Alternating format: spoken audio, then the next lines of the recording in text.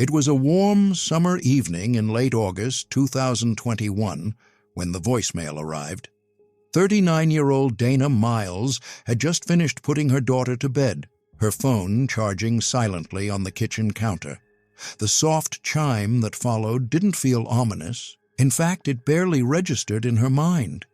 It wasn't until later that night, when the house was still and the weight of the day had settled, that she remembered to check her notifications. The message was short, muffled, unclear at first, but something about the voice on the other end made her chest tighten and her breath catch in her throat. A rasping whisper filtered through static, 7 words that would rattle her world. "Dana, it's me. I need help. Please." The voicemail was time-stamped 7:12 p.m. The number? An untraceable landline. Except it wasn't just untraceable. It was from a payphone that had been officially disconnected since 2003. The location, a wooded rest stop just outside of Renton, Oregon, a place with no surveillance, no staff, and no reason for anyone to be there. But none of that mattered, because Dana knew that voice, no matter how distorted it was, no matter how many years had passed. She knew the way the syllables broke, the tremble beneath the whisper. It was her sister. Jessica Miles had vanished in 1997, a bright, spirited 17-year-old girl. She was last seen leaving a local diner after her night shift, promising to meet Dana at home for their weekly movie night. She never arrived. Her bike was later found lying in a ditch. The chain snapped, the rear tire bent as if she'd fallen or been pushed. No evidence, no eyewitnesses, no body, nothing. For 24 years, Dana held on to a ghost, a flicker of hope that her sister had somehow survived, had run away, had started a new life. Others moved on. The police called it cold. Her parents stopped talking about it altogether. But Dana never stopped listening, hoping, waiting. And then the voicemail came. In the next 70 minutes, we'll uncover the story of Jessica Miles, her life, her disappearance, and the voicemail that reignited a decades-old mystery. We'll follow the emotional unraveling of a family stuck in time, explore the haunting clues left behind, and dive into the chilling twist that turned a cold case into something even more terrifying. The possibility that someone, or something, never wanted Jessica to be found. Because sometimes the past doesn't stay buried. Sometimes it rings. The last confirmed sighting of Jessica Miles was on the evening of September 19th, 1997, in the small town of Redwood, Oregon. A quiet, wooded town with a population of just under 6,000, Redwood sat nestled between mist-covered hills and dense Douglas fir forests, the kind of place where everyone knew each other and trouble felt like a distant city problem. But that fall, the air had grown colder, and not just from the change in season. Jessica, or Jess, as most people called her, was 17, 2 weeks away from her 18th birthday. A high school senior with a passion for photography and a laugh that echoed through the halls. She was known for carrying a disposable camera almost everywhere, snapping pictures of friends, stray cats, the sky at odd angles. Her favorite subjects were people mid-laugh. She used to say, "That's when they're real. That's the truth." That night, she'd finished a shift at the local diner, Sadie's. It was a family-run joint off the old highway.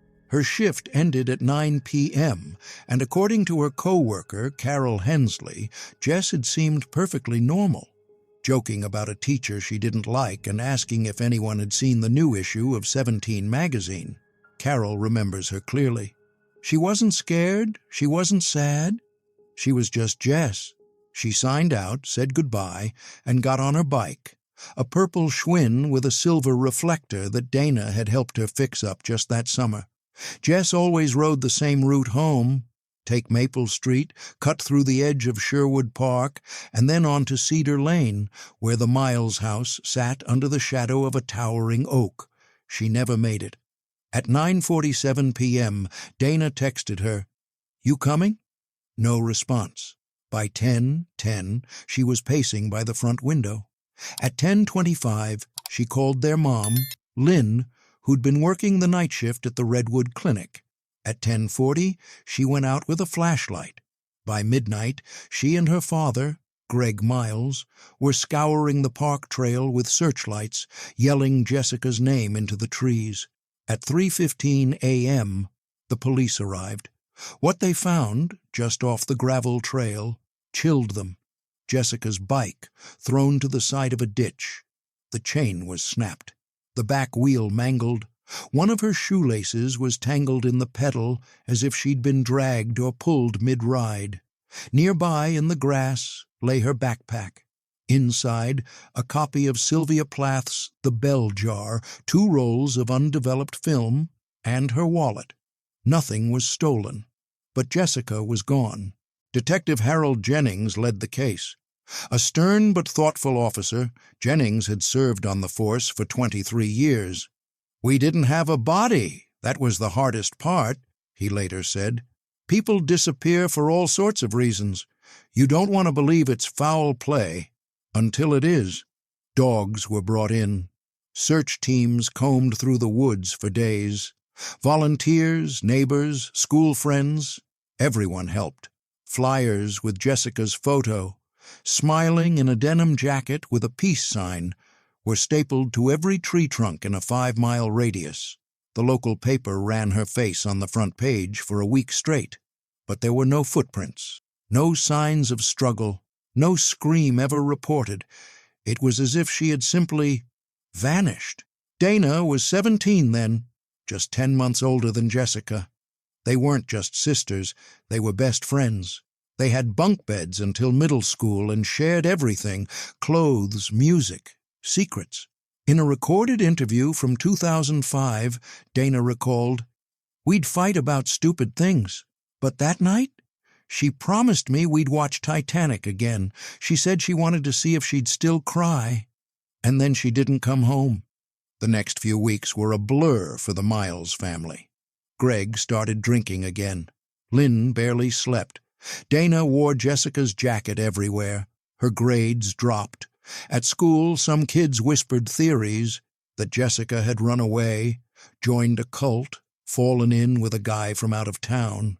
Others thought it was drugs, but her closest friends insisted Jess wasn't like that. The police questioned everyone. Carol, the co-worker, a local man who'd reportedly watched her leave the diner, 2 known offenders in the area. One of them, a drifter named Mark Dalloway, had been arrested just a year before for stalking a girl in the next county. He was brought in for questioning, but had an alibi. He was already in county jail that night for a bar fight. He was ruled out. The second, a reclusive man named Walter Griggs, lived in a trailer on the edge of Sherwood Park. Rumors swirled that he was off, that he watched the trail from his window. The police searched his property. Nothing, not even a bike tire. By October, the leads ran dry. Jessica's case was classified as missing, presumed endangered. Not homicide, not kidnapping, just gone. On November 2nd, Greg Miles held a press conference on the steps of the Redwood Police Department. Dana stood beside him, eyes hollow, holding up Jessica's favorite photo, one she'd taken of herself in the mirror, smiling shyly, the camera flash glowing in her eyes. "If someone has her," Greg said, "please just let her come home." It was the last major public appeal the family would make.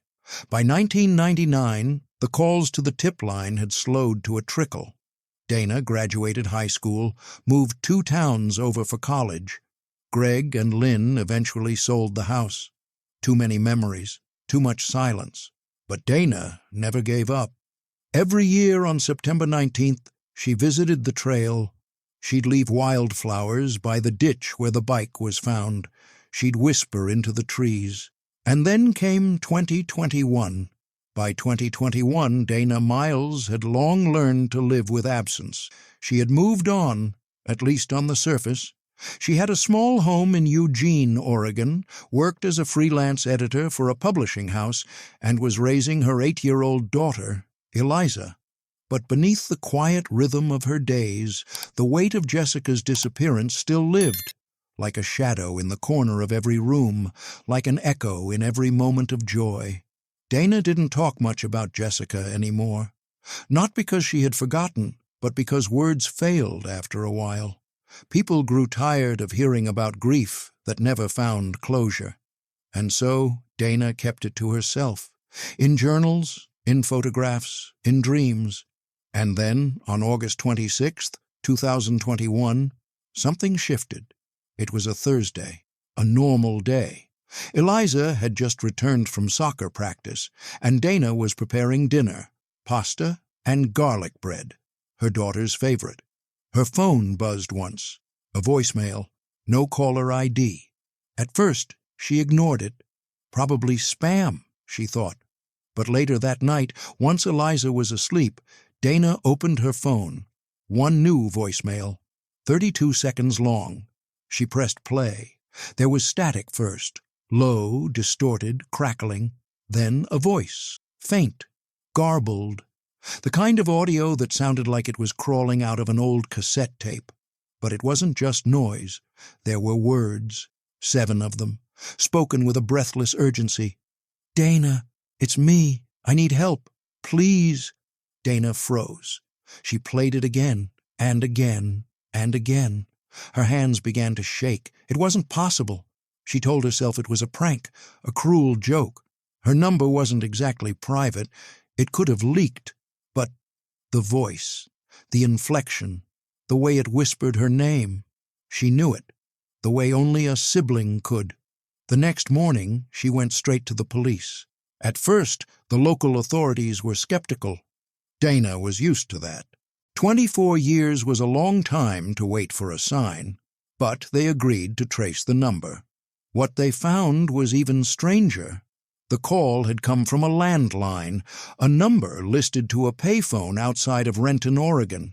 Problem was that payphone had been officially decommissioned in 2003 and disconnected shortly thereafter. The booth was still there, but the line? Completely dead. Dana visited the spot herself. The booth stood alone, half hidden under the shadow of tall pine trees at the edge of a now-defunct rest stop along Route 36. The glass was fogged with age, one panel missing. The receiver dangled loosely by its cord. A faded sticker inside read, "Out of service." Her breath caught as she stared at it. She could almost hear her sister's voice inside the trees. She took photos, touched the receiver. It was cold, colder than it should have been in late August. And then she noticed something carved into the side of the booth, faint scratches, barely legible under layers of dirt and time. It read, JM 9, 1997, Jessica Miles. The date she disappeared. It could have been coincidence, a cruel trick, a vandal's random etching. But Dana didn't think so. Not for a second. Word spread quickly. The local news ran a small segment titled Voicemail from the Past. The police reopened Jessica's file, this time labeling it a suspicious disappearance under active review. Dana gave them everything. The voicemail file, her phone's metadata, even a letter she'd written to Jessica the year she went missing but never mailed. A week later, the voicemail went public. Shared on a Reddit true crime forum, then picked up by a podcast. Thousands of listeners analyzed the voice, the static, the background hum. Theories exploded. Some believed Jessica had been held captive all these years. Others thought the voicemail was a coded message. A few claimed it was supernatural. That time and grief had collided into something unexplainable. One audio technician, posting under the name Sleepless Echoes, did a full spectrogram analysis. His conclusion, the voice had likely been recorded on analog equipment, possibly even on a cassette, then played through another device and re-recorded over the line. But who would do that? And why now? That's when the second piece of evidence surfaced. On September 19th, 2021, Exactly 24 years to the day after Jessica disappeared, a park ranger doing routine trail checks in Sherwood Park reported finding something odd under a loose wooden slat on the old trail bridge, a small plastic film canister. It was weathered, brittle from age. Inside were two undeveloped rolls of 35mm film. The label read, Kodak 400, Jess. The find was immediately linked to Jessica's case. The park was where her bike had been found, the timestamp, the anniversary. It was all too aligned to ignore. The rolls were sent to a lab in Portland. The process was delicate. The film had been exposed to moisture, and some frames were damaged beyond recovery. But others survived. What came back stunned everyone. The first few images were familiar. Scenes from Redwood High School, a classroom, a street corner, the front porch of the Miles house. Then came something different, a photograph of the Sherwood Trail, empty, silent, taken at dusk. Another of a hand, pale, with dirt beneath the nails, reaching out toward the camera. And the final one, a photo of Jessica herself, her eyes wide, not smiling, lit by a flashlight.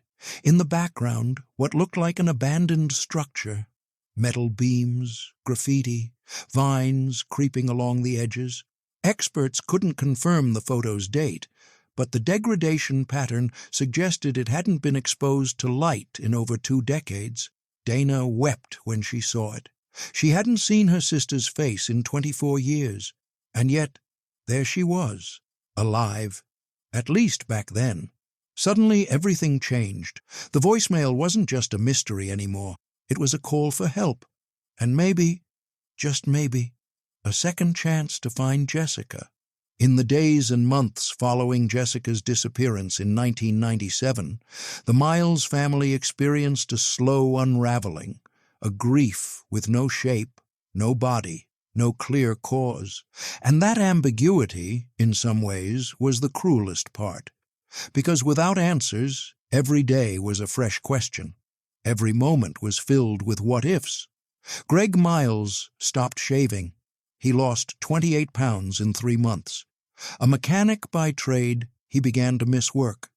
Eventually, he quit altogether, retreating into his garage, where he'd spend hours tinkering with a broken transmission or polishing old tools, not fixing anything. Just moving metal, trying to make sense of something. Lynn, Jessica's mother, tried to maintain control. She launched a website dedicated to her daughter's case. It was crude, simple, early HTML with a static photo and a tip submission form. But she updated it every week with a journal entry, hoping someone, somewhere, would read it and remember something. Dana, meanwhile, became her sister's archivist. She collected every article, taped every news report, printed every forum post about missing persons in the Pacific Northwest. At just 17, she'd become a silent soldier for a war that had no timeline. The police continued their investigation for over a year. Dozens of leads came in, but none ever panned out. One woman in Idaho swore she'd seen Jessica at a gas station. Another man claimed he had picked her up hitchhiking outside Eugene, but later admitted he had lied for attention. The first real break, or what felt like one, came in 1999. A letter was mailed anonymously to the Redwood Police Department. It was postmarked from Seattle. The contents were cryptic. She was taken near the bridge. I saw the man. He had a limp. He wore an army coat. She didn't scream. She was gone in seconds. I never told anyone. I still can't sleep. The letter had no name, no fingerprints. Handwriting analysis led nowhere. It was added to the file, but there was no way to verify its authenticity. Still, for the Miles family, it stirred up the ache again. The image of someone watching, someone knowing, and doing nothing. Years passed. In 2003, Detective Harold Jennings, who had led the case from day one, retired. His successor, Detective Maria Lopez, inherited over 6,000 pages of notes, maps, interview transcripts. and evidence records. Lopez, younger and tech-savvy, had a new approach. She digitized the entire case, uploaded it to the state's centralized cold case archive, and reopened interviews with several persons of interest. One of them was Walter Griggs, the reclusive man who lived near the trail. He'd since moved to eastern Washington, where he worked as a night janitor at a manufacturing plant. Lopez paid him a visit. The man was older, thinner, and still deeply defensive. "I didn't even know the girl," he barked. "You people won't let me be." Still, he agreed to a voluntary DNA swab. Nothing came of it. Then, in 2005, a strange tip emerged from a psychiatric hospital in Northern California. A patient had confessed to killing a girl in Oregon in the late 90s. He described the woods, a bicycle, a trail with a little footbridge. For a moment, it felt like it might be Jessica, but when the details were cross-checked, nothing matched. The timeline was wrong. The location he described didn't even exist in Redwood. False lead. Again. Meanwhile, Dana pursued her own research. She had joined a network of families of the missing. She read everything she could find on long-term abductions. She studied cases like J.C. Dugard, Elizabeth Smart, and Sean Hornbeck. Stories where lost children had returned, years later, from unimaginable captivity. She wrote to journalists.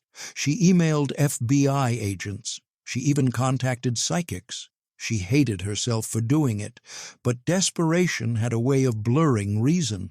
"You'd do anything," she later said. "When the world stops giving you answers, you start asking in the dark." By 2010, Dana was 30. She had published an essay called "Living Without the Last Chapter" in a national magazine, a gut-wrenching account of loving someone frozen in time. It went viral. For a few months, Jessica's story found new life online.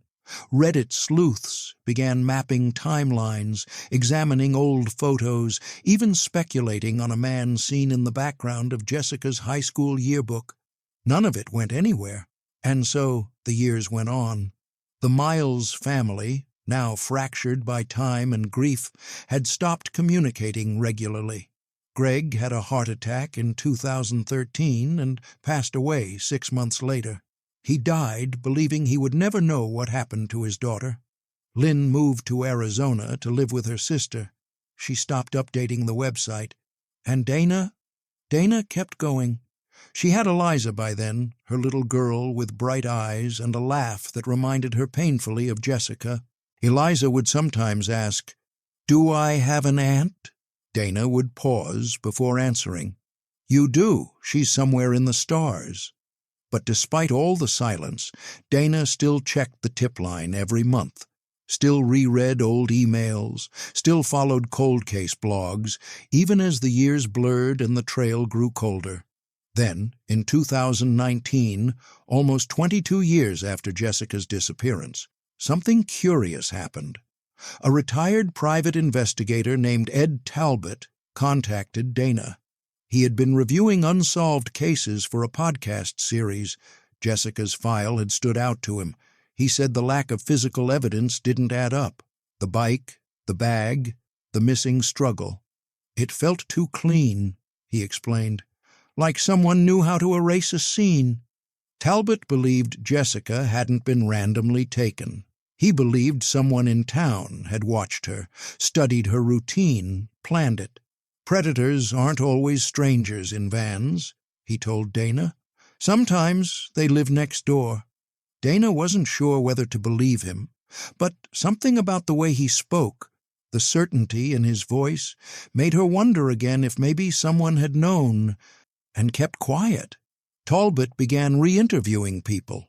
He spoke with Carol Hensley, the co-worker, with one of Jessica's old teachers, with a boy named Mike Delgado who'd had a crush on her. Theories emerged. Maybe Jessica had discovered something. Maybe someone had tried to silence her. But again, no proof. Then, the voicemail came in 2021, and suddenly, all of Talbot's questions felt relevant again. Because if Jessica was alive, If she had been trying to reach out, then someone had kept her hidden. Someone had ensured the truth stayed buried, and maybe now that truth was beginning to surface. The release of the voicemail triggered something, a collective curiosity, a digital rebirth of a forgotten mystery. Reddit threads exploded overnight with speculation. YouTube creators analyzed audio waveforms. TikTok creators shared side-by-side voice comparisons of old home videos featuring Jessica and the voicemail clip. Internet sleuths started comparing the image from the recovered film, the flashlight-lit photo of Jessica, to other known missing person cases. Some believed the background resembled a long-abandoned sawmill near the Columbia River. Others thought it looked more like an underground bunker. Most of the leads went nowhere, but one caught traction. A self-proclaimed urban explorer named Jackson Rivera posted a comment under a Reddit thread with 3 words, "I've seen that wall." According to Rivera, the graffiti in the background of Jessica's last photo looked almost identical to markings he'd documented back in 2017 during an exploration of a sealed-off access tunnel in Clatsop County, Oregon, nearly 140 miles from where Jessica disappeared. Dana forwarded the tip to Detective Lopez, who had remained loosely connected to the case. Lopez, still haunted by her own failure to find answers all those years ago, reopened the old field notebooks and agreed to follow up. She requested Rivera's footage. The graffiti was matched. The style and tagging were consistent. A faded blue skull, a half-finished word, van or Vanna. The tunnel in question had since collapsed after a winter landslide in 2019, making access impossible. But the possibility that Jessica had been taken across state lines, held somewhere in that vast forested region for months or even years, began to look more plausible. That reignited an FBI interest in the case. In October 2021, the FBI Missing Persons Division classified the voicemail as potential evidence in an ongoing investigation and ordered a full voice forensic analysis. The results came back inconclusive. While the sample was too distorted for 100% certainty, the tonal frequency and pitch matched Jessica's known vocal profile from VHS home videos taken in 1996. A match level of 91.4%. Dana didn't need confirmation. She already knew. She began getting calls again from journalists, podcasters, even a few former classmates. People wanted to know if she thought Jessica was alive, if she believed the voicemail was real. Every time she gave the same answer, "I do, and I think she's trying to come home." The emotional toll was different this time. It wasn't like 1997, when grief was sharp and immediate, like a broken bone. This was slower, deeper, like a phantom limb, like hope had returned, but with a cost. Lynn, now in her 70s and suffering from early-stage Alzheimer's, struggled to understand the developments. Some days she believed Jessica was back. Other days, she couldn't remember her daughter's face. Dana didn't push. She had long since realized that grief ages differently for everyone. But Eliza noticed the shift. One day she found her mother crying in the living room, holding the old film photo. "Is that her?" Eliza asked. Dana nodded. "Will she come back?" her daughter whispered. And Dana said something she hadn't dared to believe in years. "Maybe." Theories continued to mount. A retired FBI profiler reached out privately and suggested that Jessica's case might fit a profile rarely discussed publicly, that of long-term coercion victims. Victims who weren't kept in chains or cages, but in psychological control. Victims who could leave, but didn't, because they were conditioned not to. "This kind of trauma," he explained, "doesn't always look like what you see in movies. Sometimes the cell is invisible, and the key is fear." Could Jessica have escaped and chosen not to return? Could she have been watching all along? Another theory emerged, darker. What if the voicemail wasn't from Jessica? What if someone had access to her old recordings, mimicked her voice, crafted a hoax? That theory gained traction when a local podcaster, Will Kemper, released an episode titled The Jess Call, Truth or Tragedy. In it, he claimed an anonymous source had found a cassette tape among old Redwood High yearbooks featuring Jessica reciting poetry in class. The voice was eerily similar. He suggested someone had used this to recreate the voicemail with editing software, that it was all a stunt, maybe even to torment Dana. Kemper was heavily criticized, but the doubt lingered. Dana listened to the tape herself. The voice was similar, yes, but the words, the intention, they were different. The voicemail wasn't a recitation, it was a plea. Still, it forced the authorities to explore all angles. Lopez opened a new thread of investigation focused on potential hoaxes, copycats, or personal vendettas. There were no concrete suspects, but one name came back into focus: Michael Reyes, a former classmate of Jessica's, a loner, quiet, known for filming students with his camcorder for his so-called video diaries. In 1997, he'd been interviewed briefly after Jessica went missing. He claimed he barely knew her. No footage of Jessica was ever found in his archives. But in 2021, after the voicemail surfaced, someone anonymously mailed Dana a VHS tape labeled September 1997, Mike R. On it, 15 minutes of random high school hallways, kids walking, laughing, lockers slamming. And then, at timestamp 1428, Jessica, alone, sitting on the curb behind the gym.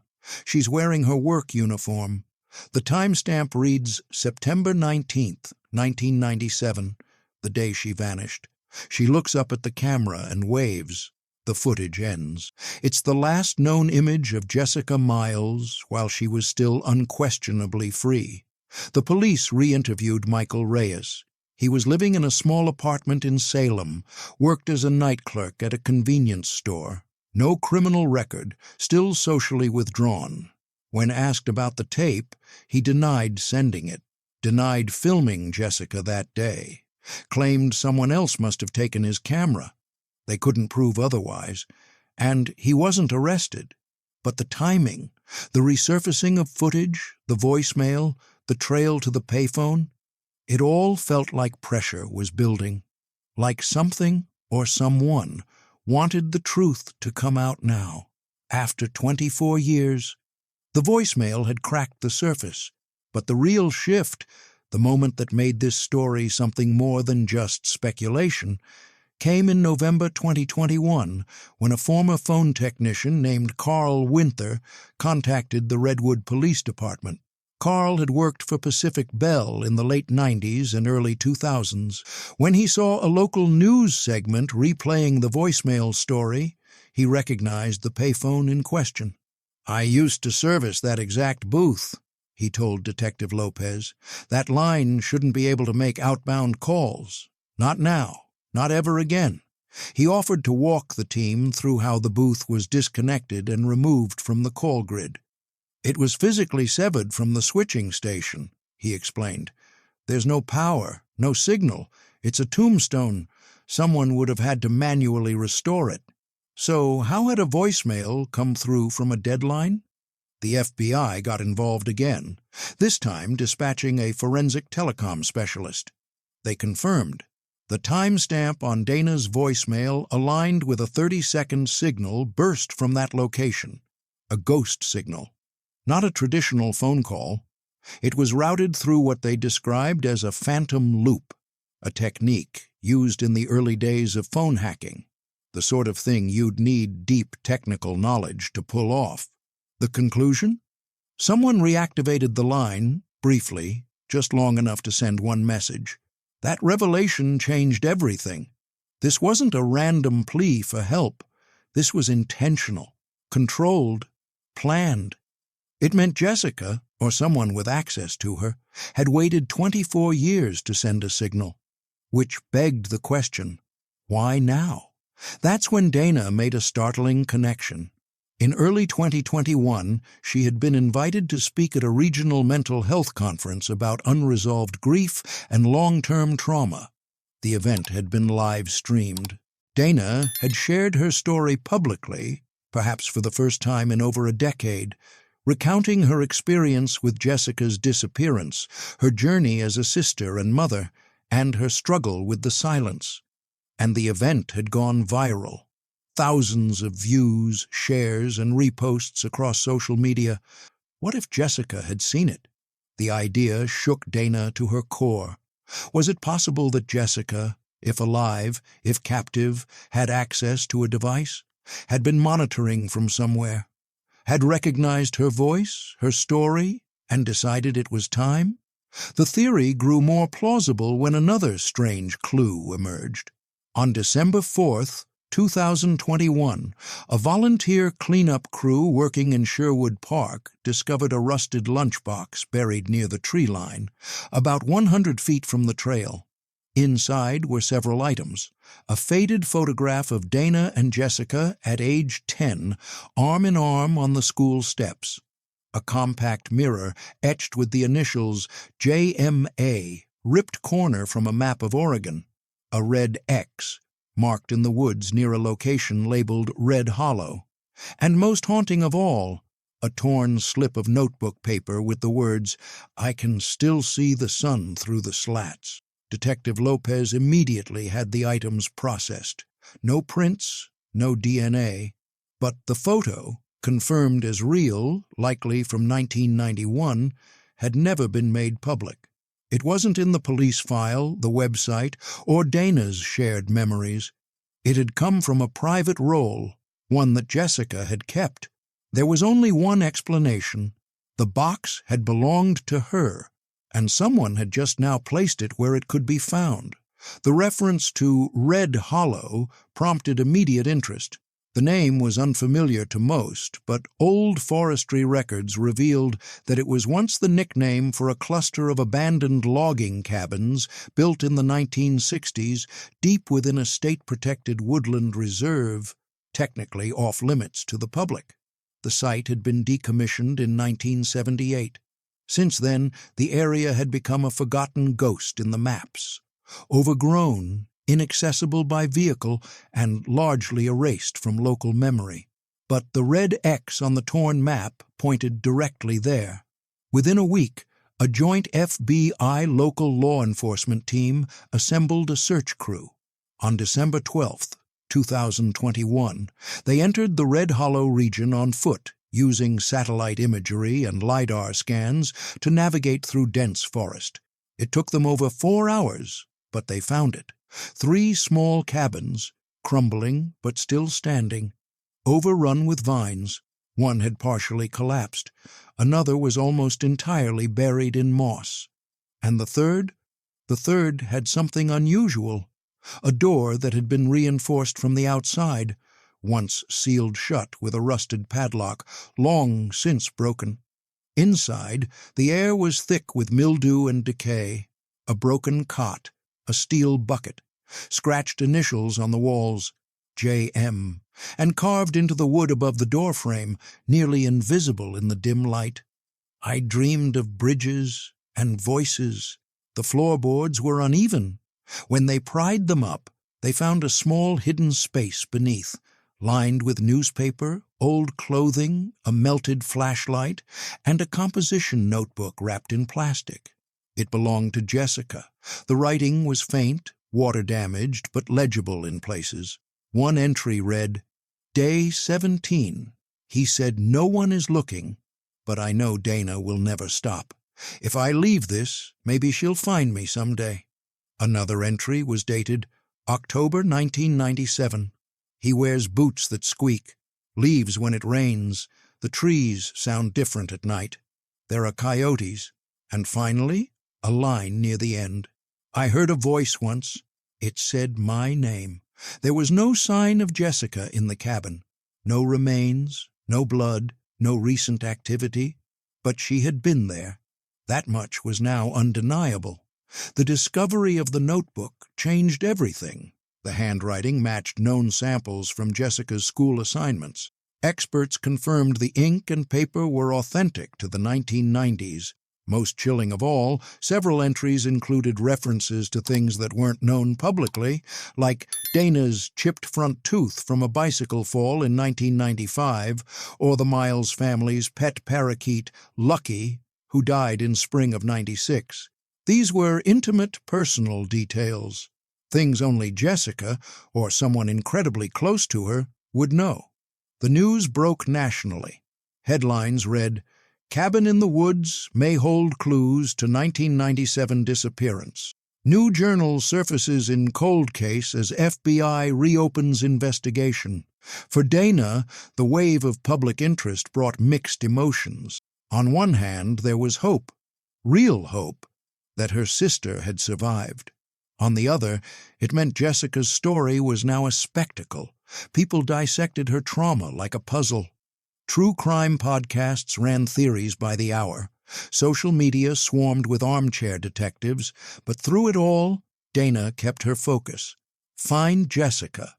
The FBI's behavioral unit began profiling. Their conclusion? The cabin had been used to isolate, not kill. There were no restraints, no burial tools, no signs of torture. It was a prison of silence and fear. Most likely, Jessica had been held there for a matter of months, maybe longer, before being moved or escaping. The notebook's last dated entry was from January 1998.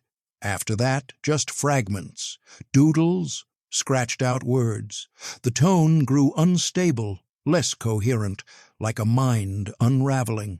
There was one drawing repeated 3 times. A bridge, thin, arched, flanked by dark trees. Investigators scoured the Red Hollow area. About a mile north of the cabin site, they found it, an old maintenance bridge, collapsed in the middle, now consumed by undergrowth.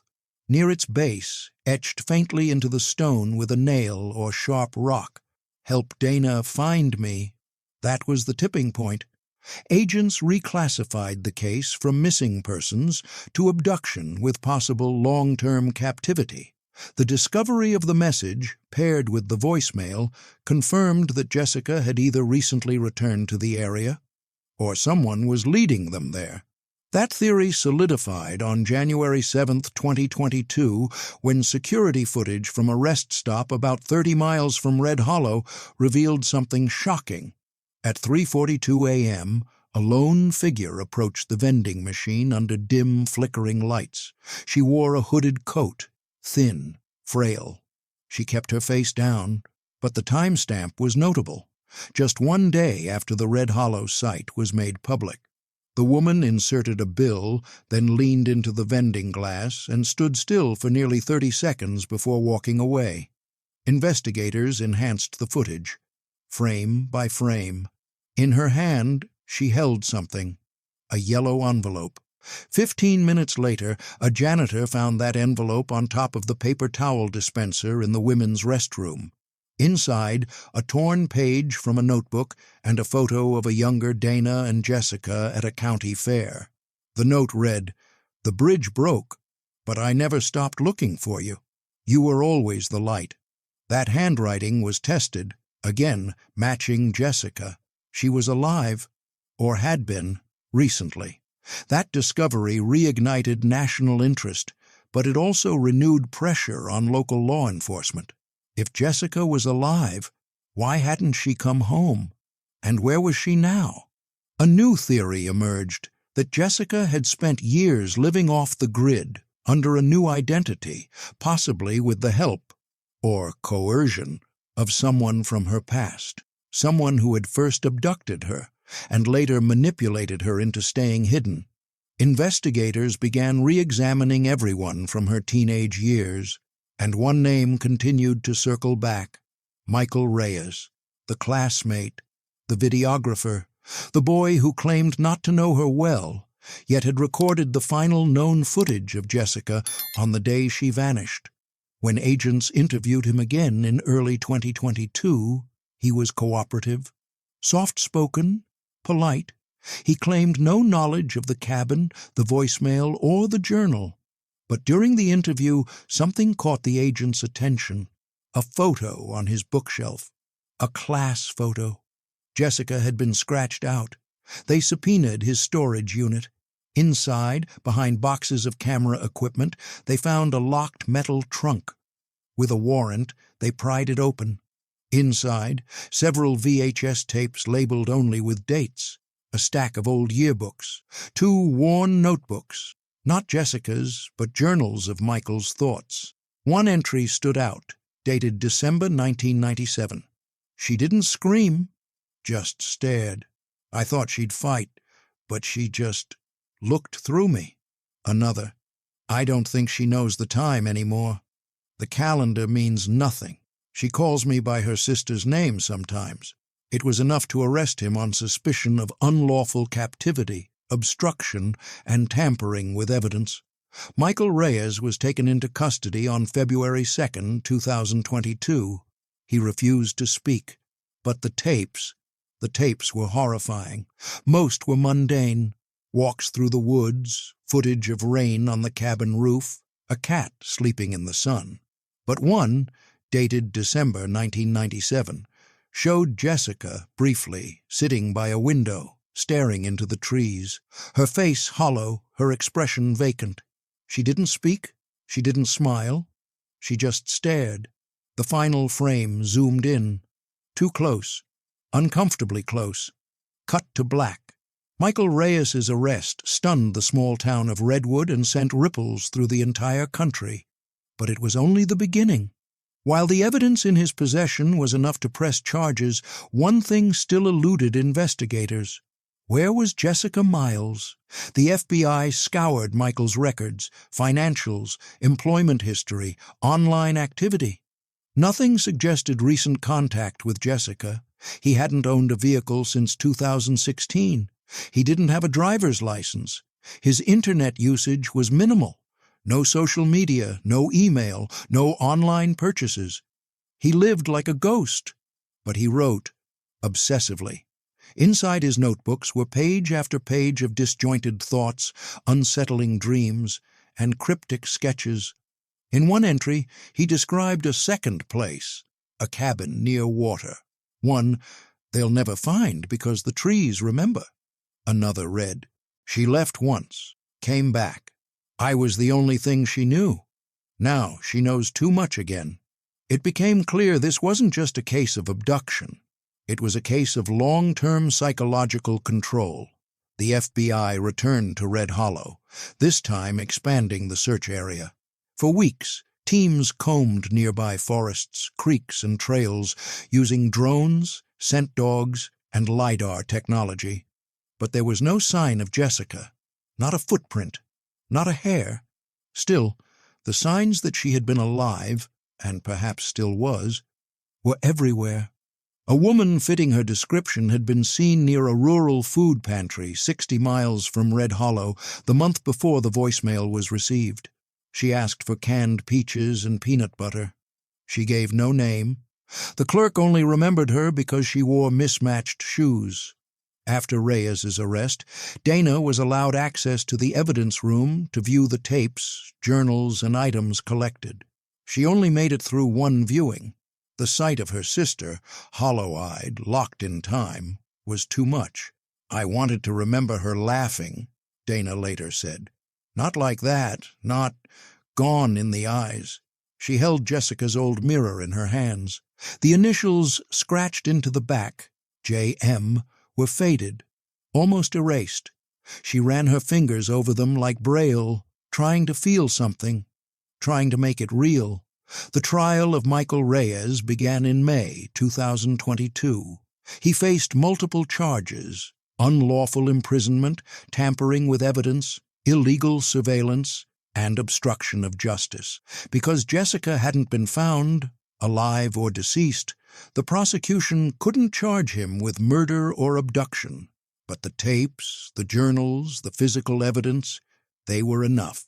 He showed no emotion in court, no apology, no denial. He simply sat, quiet, staring into nothing. Dana took the stand. In a moment that silenced the courtroom, she held up one of the tapes, the one where Jessica sat silently by the window. Her voice cracked. She was more than this. She was a person. She was my sister.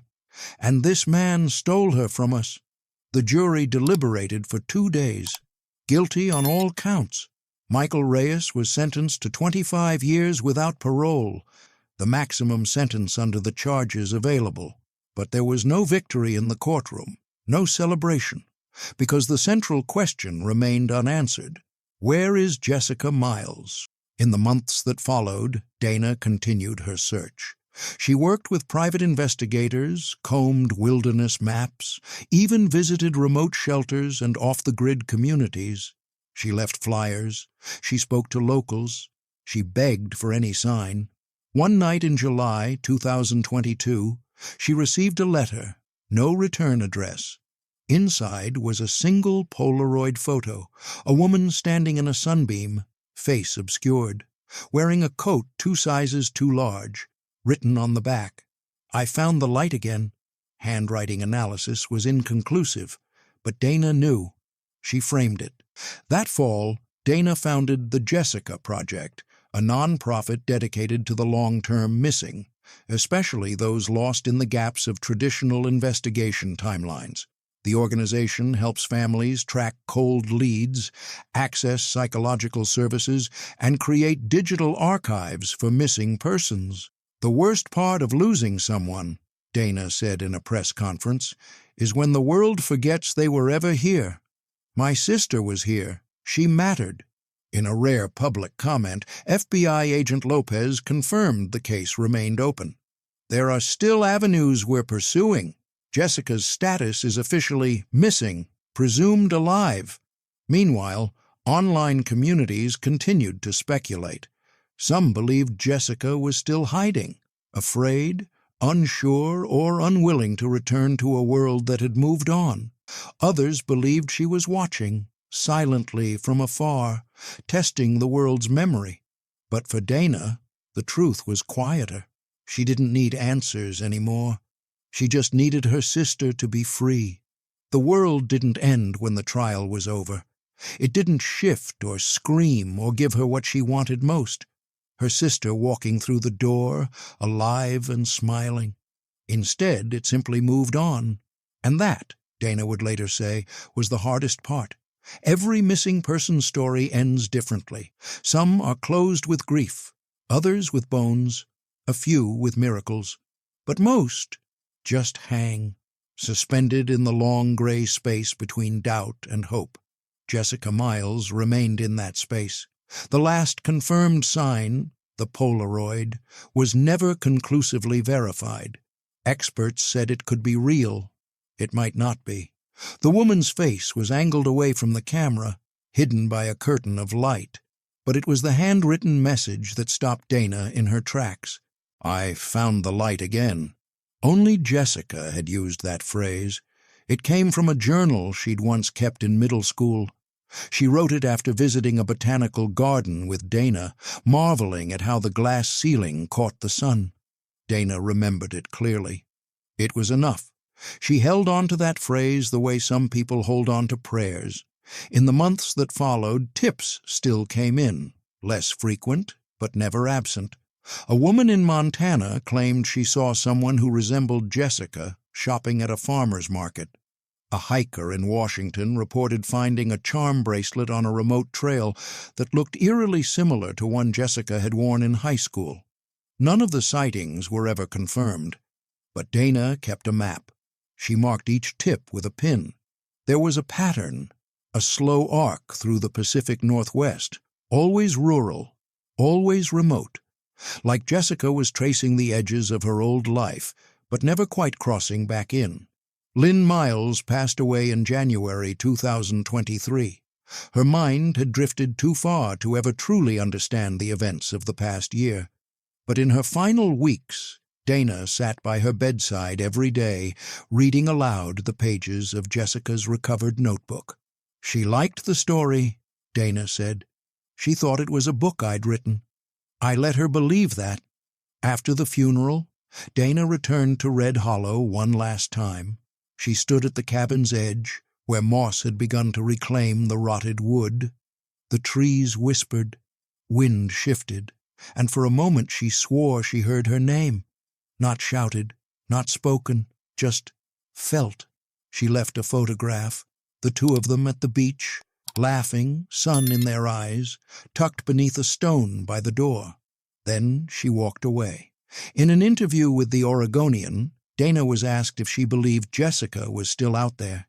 She didn't hesitate. "Yes, I do, but I don't think she needs to be found anymore. I think," she found herself. The Jessica Project continued to grow. By the end of 2023, it had helped re-examine more than 60 cold cases and had contributed to identifying 2 missing persons found alive in separate states, both living under new names, both victims of long-term coercion. Dana received letters often now, from mothers, from siblings, from survivors. They didn't ask her to fix anything. They just wanted her to know she made them feel less alone. That, she said, was enough. She no longer waited for voicemails. She no longer stared at old photos and imagined Jessica's voice. Instead, she wrote quietly. In the mornings before Eliza woke up, Dana would sit with her tea and fill pages with things she wished she could say to her sister. "The garden's blooming again. Eliza is playing your favorite song on the piano. I forgive you for the silence. I know now. You never wanted it." Jessica's story would never have a full ending, but it had echoes, it had survivors, it had light, and sometimes that's all we're given. A light in the trees, a whisper through static, a voice we'll never stop listening for.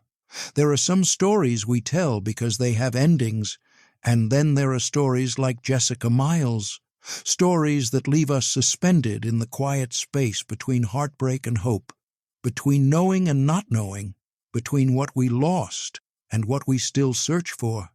Jessica disappeared on a warm September night in 1997, and for nearly 24 years her absence was a wound that never fully closed. Her family, her sister Dana especially, carried that silence like a weight, moving forward even when the world seemed to move on without her. But then came the voicemail, a voice through static, a message from somewhere that shouldn't exist, a whisper that cracked open decades of stillness. What followed wasn't a happy ending. It wasn't a miracle rescue. It wasn't closure, at least not the kind the movies promise. But it was something. It was truth, in fragments. It was a trail of echoes. It was proof that Jessica had been real, had survived something unimaginable, had left behind pieces of herself. In notebooks, in cabins, in Polaroids and pencil sketches and scratched-out messages that still carried her voice. It was a reminder, even in the darkest places, someone can still be found. Even when the world forgets, love remembers. For Dana, that love became a calling. Her pain turned into purpose. And though she may never get the reunion she dreamed of, she gave Jessica, and thousands of others like her, something they'd been denied for far too long, a voice. And maybe that's what this story is truly about. Not just the mystery of what happened, but the power of refusing to forget, the courage of holding on, the strength of asking the world to look again. So now we turn to you. What would you do if the phone rang and the voice on the other end was someone you'd lost, someone the world had told you was gone? Would you believe it? Would you listen? Would you follow the voice, no matter where it led? Let us know in the comments. And if you've ever lived through a mystery, if you've ever lost someone and still wonder even now, your story matters too. Because stories like Jessica's don't just fade, they echo. And sometimes they call back. Thank you for watching. If this story moved you, please like the video, subscribe to the channel, and share it with someone who still believes in the power of hope. We'll be back next week with another true story that lingers long after the screen fades to black. Until then, stay curious, stay kind, and never stop listening.